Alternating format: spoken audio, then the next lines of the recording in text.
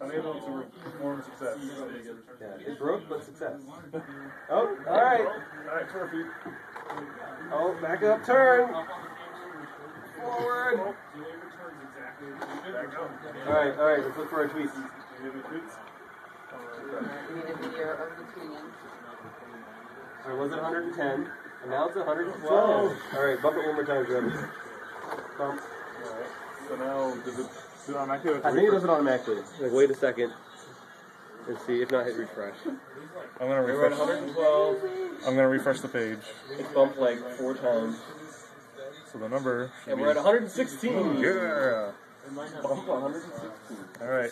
Do you want to show the Gmail account? It just says, I bumped. and Nah, I then think bump I think this is enough. Oops, Because that also shows like the functionality of ours. I mean, in product, great, but we also want to show we used an SMTP mail client. I think it's enough that we have this...